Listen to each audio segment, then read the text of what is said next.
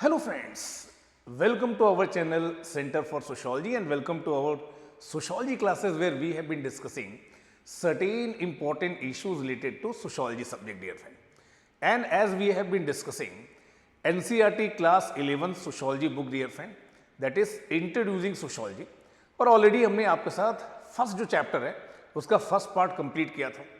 Today we are going to discuss second part of chapter 1, dear friend, और एक अच्छा session करने की कोशिश करेंगे इस बुक के बारे में और इससे जुड़ी हुई जो इंपॉर्टेंट अंडरस्टैंडिंग है उसे हम आपके साथ करेंगे. दोस्तों, थोड़ी सी इन्फॉर्मेशन मेरे बारे में. My name is Pankaj Shukla and I have been teaching sociology optional since last more than 1 decade.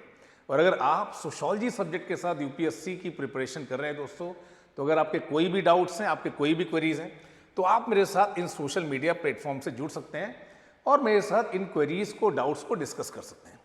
अब बात करेंगे इन एनसीईआरटी बुक्स के बारे में. तो देखिए, जैसा कि हमने आपके साथ पहले ही डिस्कस किया कि जब एक बिगिनर के रूप में आप इस सब्जेक्ट को पढ़ना स्टार्ट करते हैं तो 3 इंपॉर्टेंट एरियाज हैं दोस्तों. पहला एरिया है ये बेसिक जो एनसीईआरटी बुक्स है दोस्तों. These books are very important to make your clear understanding about these concepts, dear friend. आपके फाउंडेशन की तरह से काम करती हैं बुक्स दोस्तों सोशोलॉजी सब्जेक्ट के बारे में. देन हमने आपके साथ बात की थी, एक बुक है हॉर्लुम्बस की that deals with sociology themes and perspective, जो आपके पेपर 1 के सिलेबस को काफ़ी कॉम्प्रिहेंसिवली कवर करता है. And third important dimension is answer writing, dear friend, जो कि मुझे लगता है कि सबसे इंपॉर्टेंट डायमेंशन है कि आप आंसर्स कैसे लिखेंगे, because in examination you will get marks for these answers, dear friend. तो इन सारे डायमेंशंस को इस चैनल के थ्रू मैं आपके साथ कवर करने की कोशिश कर रहा हूँ. सबसे पहले हमने बात की थी एनसीईआरटी बुक्स के बारे में, और क्लास 11th की जो एनसीईआरटी है दैट इज इंट्रोड्यूसिंग सोशोलॉजी, ये हमने आपके साथ स्टार्ट. चैप्टर 1 में आपके साथ डिस्कस कर रहा था, that was sociology and society, where first part we have already discuss.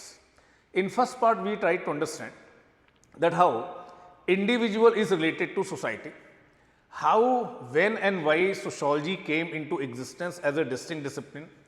वो कौन से हिस्टोरिकल फैक्टर्स हैं, वो कौन से इंटेलेक्चुअल फैक्टर्स हैं, मटेरियल फैक्टर्स हैं, that gave rise to birth of sociology, dear friend. Sociology और कॉमन सेंसिकल नॉलेज में क्या सिमिलैरिटी है, क्या डिफरेंसेस है, ये भी हमने आपके साथ डिस्कस करने की कोशिश की. Now we are going to start with the second part, dear friend, और सबसे पहले बात करेंगे स्कोप ऑफ सोशोलॉजी के बारे में. सो देखिए, whenever we talk about scope of any discipline, scope means extent or reach of that discipline.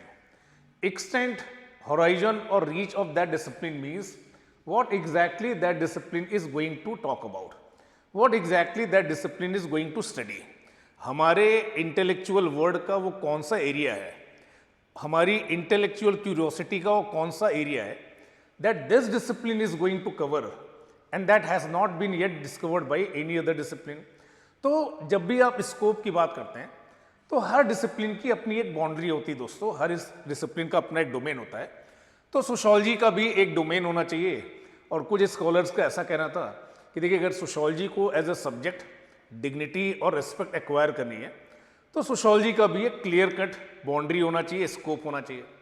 But issue ये है कि एज ए सब्जेक्ट हम बार बार ये डिस्कस कर रहे हैं कि sociology is a subject that studies human interactions और ह्यूमन रिलेशन इन सोसाइटी. तो एज ए सब्जेक्ट सोशोलॉजी का जो स्कोप है दोस्तों, ये काफ़ी वाइड है. लाइक हमारा डे टू डे जो फेस टू फेस इंटरेक्शन है, जो नेशनल इश्यूज हैं, जो इंटरनेशनल इश्यूज हैं, everything can be subject matter of sociology, dear friend. इसलिए सोशोलॉजी का एक प्रिसाइज, एक क्लियर कट स्कोप होना ये थोड़ा सा डिफिकल्ट है दोस्तों. लाइक टीचर का इंटरेक्शन स्टूडेंट के साथ, शॉपकीपर का इंटरेक्शन कस्टमर के साथ, प्राइम मिनिस्टर का इंटरेक्शन लोगों के साथ. देखिए, casteism, communalism, secularism, international level पर इस्लामोफोबिया, ग्लोबलाइजेशन, हर सब कुछ सोशोलॉजी के सब्जेक्ट के अंदर आ रहा है. और इसलिए देखिए, ऐसा माना गया कि देखिए सोशोलॉजी एज अ सब्जेक्ट जब हम बोलते हैं तो देखिए ये डील करता है इंडिविजुअल के जो इंटरेक्शन है, इंडिविजुअल का जो बिहेवियर है सोसाइटी में, इससे डील करता है. बट ऐसी और भी सोशल साइंसेज हैं, लाइक एंथ्रोपोलॉजी है, history, philosophy, political science, economics, psychology. देखिए, ये डिसिप्लिन भी जो सोशल साइंसेज डिसिप्लिन है, कहीं ना कहीं ये भी इंडिविजुअल के बिहेवियर को स्टडी करती हैं। तो sociology claims itself as a study of human behaviour in society, but there are other social sciences also, they also deal with the individual behaviour in society. हो सकता है कि बाकी जो सोशल साइंसेज हैं इनका स्कोप ज़्यादा प्रिसाइज हो, like economics, it might be studying human beings economic behaviour. Political science individual के पॉलिटिकल बिहेवियर को स्टडी कर रहा हो। तो उस कॉन्टेक्स्ट में दोस्तों सोशोलॉजी और ये जो बाकी सोशल साइंसेज हैं इनके बीच में क्लोज इंटरेक्शन है दोस्तों। Some scholars they are saying that if sociology has to acquire respect, if sociology has to acquire acceptability, then it must carve out a distinct space, a distinct domain. But जो predominant viewpoint है वो यही है कि clear cut distinction नहीं हो सकता। और देखिए अगर आप ऐसा कोई अटेम्प्ट करते भी हैं एक डिस्टिंक्शन बनाने का तो ये आर्बिट्रेरी ही होगा। आर्बिट्रेरी मतलब आप सिमिलैरिटीज को ग्लॉस ओवर करेंगे, इग्नोर करेंगे और डिफरेंसेस को एग्जैगरेट करेंगे, तब जाकर कहीं ना कहीं आप ऐसा डिस्टिंक्शन बना पाएंगे कि political science it studies politically organise society but sociology studied all kind of the societies. तो ऐसा डिस्टिंक्शन आप तभी कर सकते हैं when you exaggerate the differences and you gloss over similarities. So जो प्रीडोमिनेंट व्यू पॉइंट है वो यही है कि sociology as a subject dear friend it has close overlapping with other social sciences. जो बाकी सोशल साइंसेस हैं उनके साथ एक क्लोज इंटरकनेक्शन है, गिव एंड टेक रिलेशनशिप है, हाँ ओवरलैपिंग है सोशोलॉजी और बाकी सोशल साइंसेस का। जैसे फेमिनिस्ट स्कॉलर है, that is one perspective in sociology. और देखिए ये बात करते हैं इंटरडिसिप्लिनरी अप्रोच की।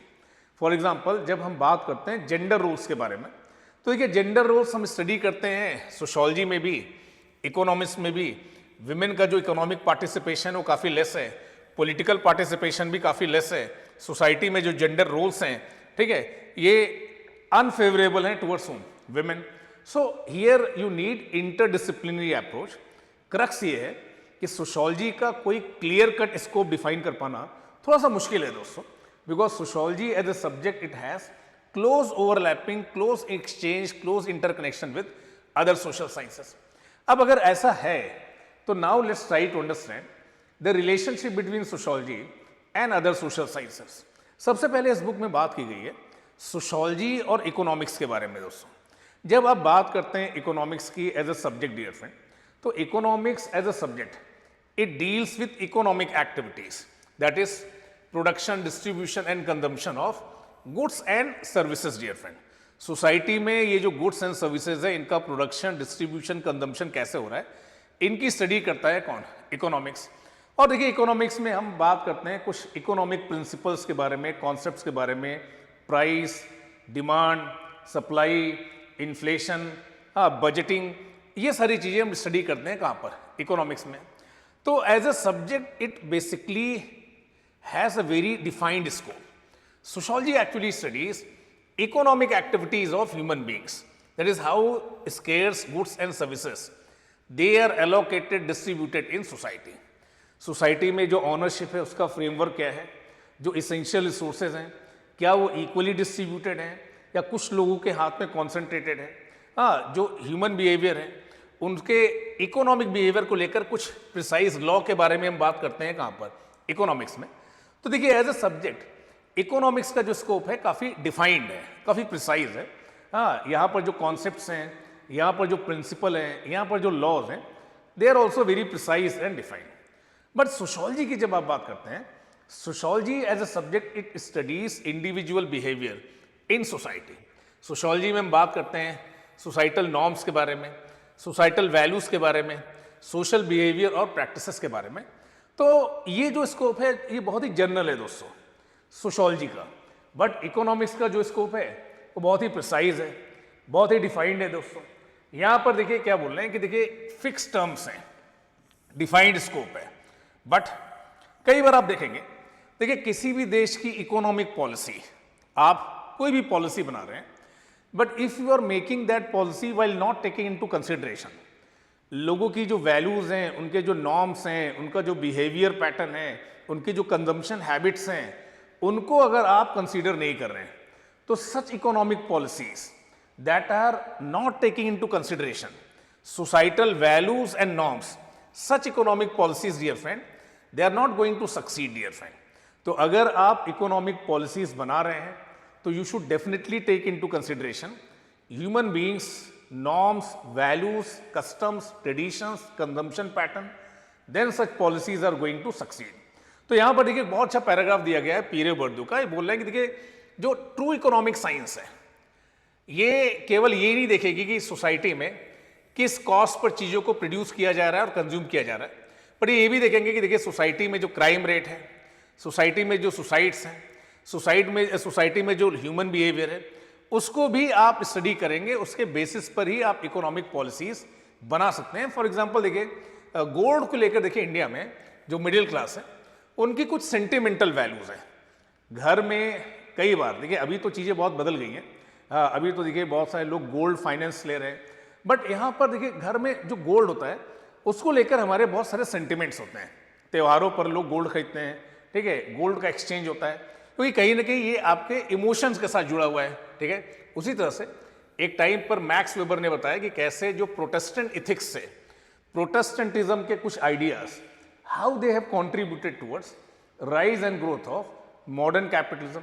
तो देखिए यहाँ पर स्कॉलर्स ये बताने की कोशिश कर रहे हैं कि कई बार आपका जो इकोनॉमिक बिहेवियर है ये नॉन इकोनॉमिक फैक्टर से गाइड होता है, कस्टम से, ट्रेडिशन से, वैल्यूज से, आइडियाज से।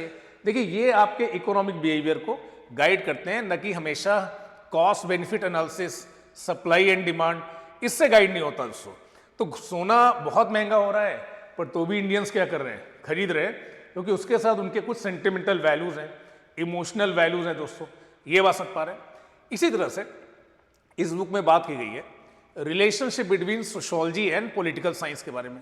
तो देखिए जब आप पॉलिटिकल साइंस की बात करते हैं तो political science is actually a subject that deals with politically organized societies, types of government, theoretical forms of government, types of democracy, types of government, types of administration, political theories, इनकी study करते हैं आप कहाँ पर, political science में।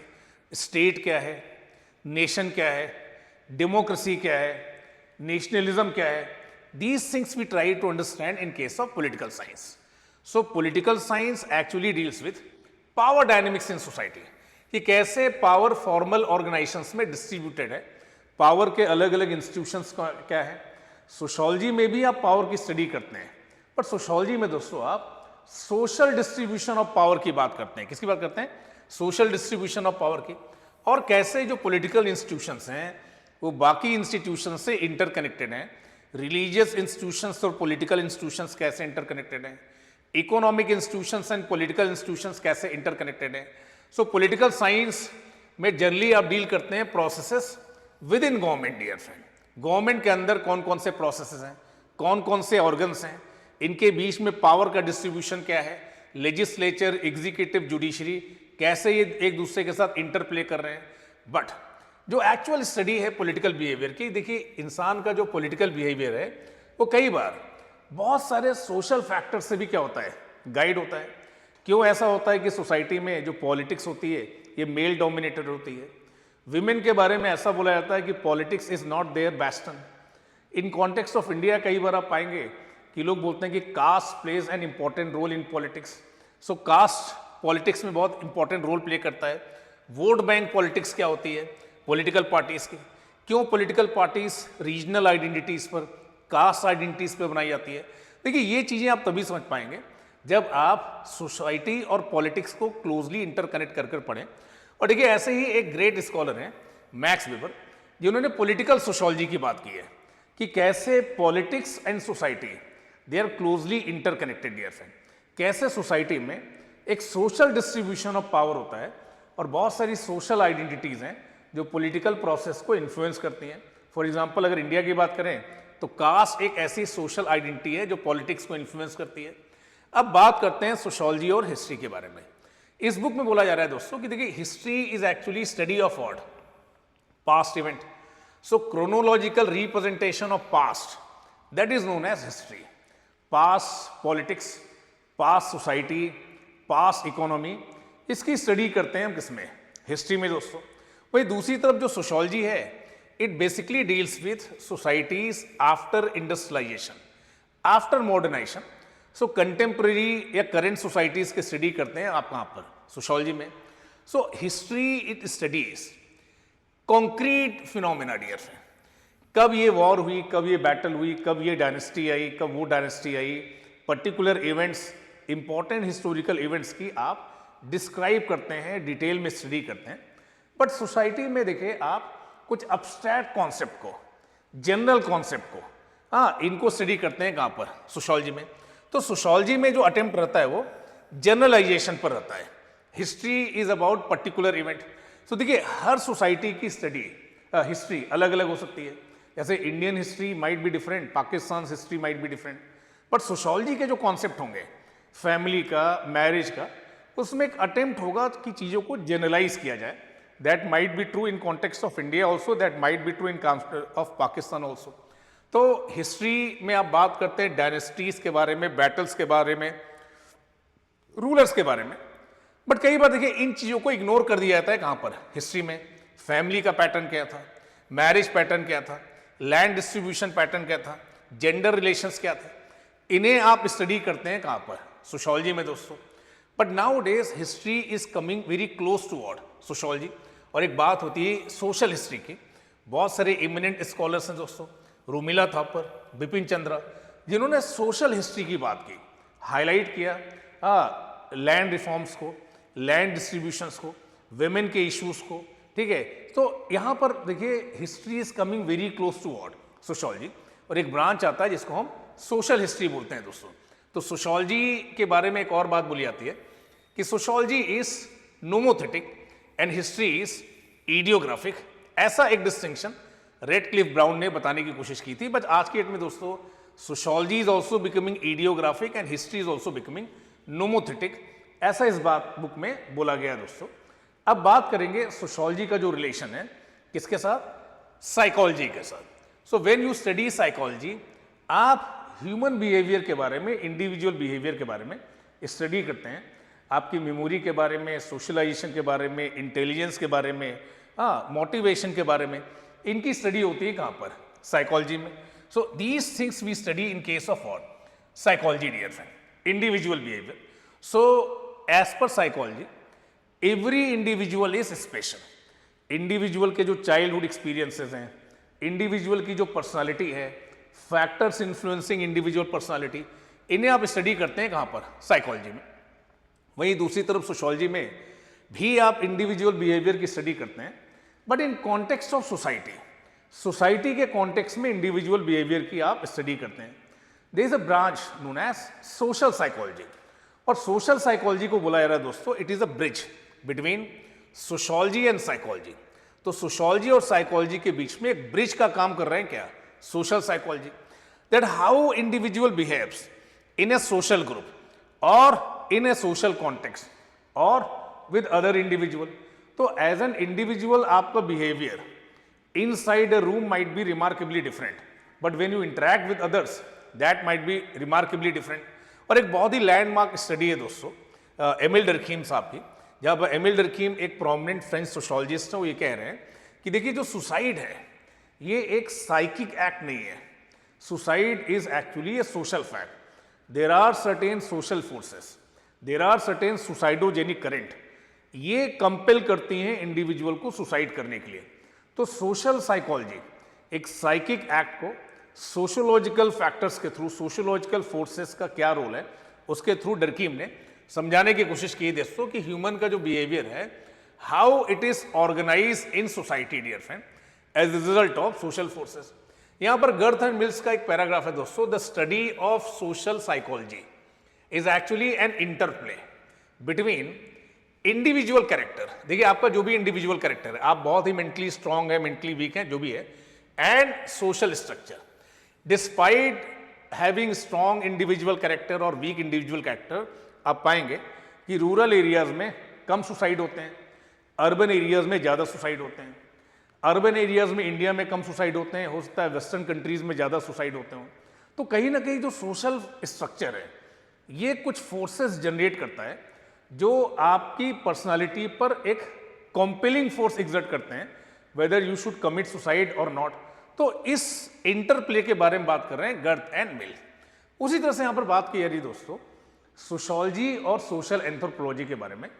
Generally हम इन्हें twin sister के रूप में देखते हैं, काफी क्लोज इंटरेक्शन, दोनों का जो कॉन्टेक्स्ट है ओरिजिन का लगभग सिमिलर है। Sociology also originated in western context, social anthropology also originated in western context. Sociology as a subject, dear friend, it largely studies societies that came into existence after modernization or industrialization, western societies के बारे में।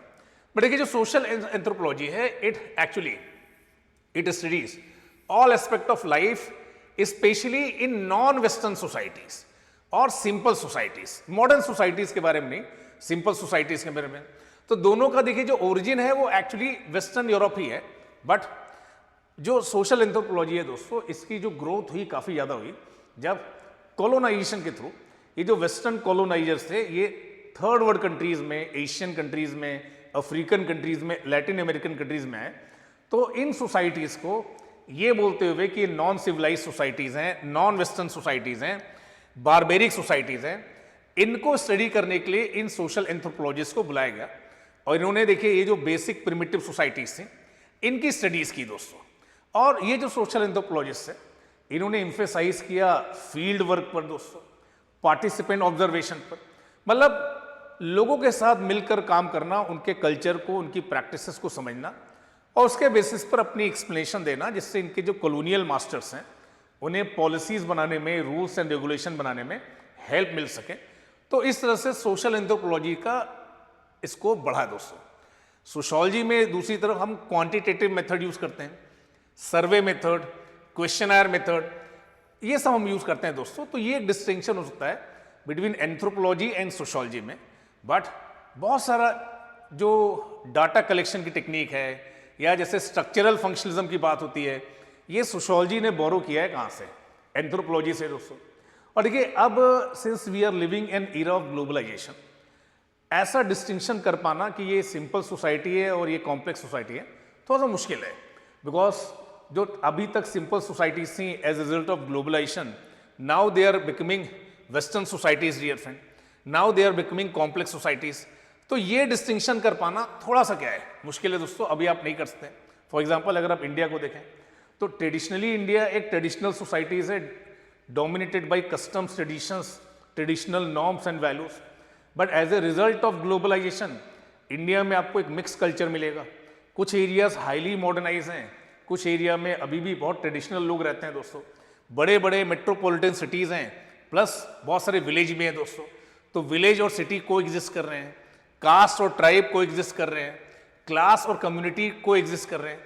तो India के context में दोस्तों ऐसा बोला जा रहा है कि सोशोलॉजी और सोशल एंथ्रोपोलॉजी के बीच में आप क्लियर कट डिस्टिंक्शन नहीं कर सकते as far as India is concern. तो आई होप कि ये देखिए ये जो डायमेंशन है that is comparison of sociology with other social sciences as mention in this book dear friend, ये आपको समझ में आया होगा। अभी देखिए हमारा पर्पस बस यही है कि इस बुक में जो चीज़ें एक्सप्लेन की गई हैं उन्हें आपके साथ समझा जाए दोस्तों एज अ बेसिक की तरह से। हालांकि जब आप डिस्टिंक्शन की बात करते हैं या रिलेशनशिप की बात करते हैं between sociology and other social sciences, तो उसमें और भी बहुत सारा डिस्कशन हो सकता है। बट हम खुद को स्टिक कर रहे हैं whatever is mention in this particular book dear friend, and I hope कि this thing you people would have understood. और आप में से कुछ लोग जो 2026 में यूपीएससी का एग्जाम देना चाहते हैं सोशोलॉजी ऑप्शनल के साथ दोस्तों, so we at Analytics IAS are going to launch a new batch from 15th November दोस्तों। 4.5 मंथ का ये कोर्स है, इसमें दोनों पेपर के सिलेबस को काफ़ी कॉम्प्रेसिवली हम कवर करने वाले हैं, along with test series and answer writing session dear friend.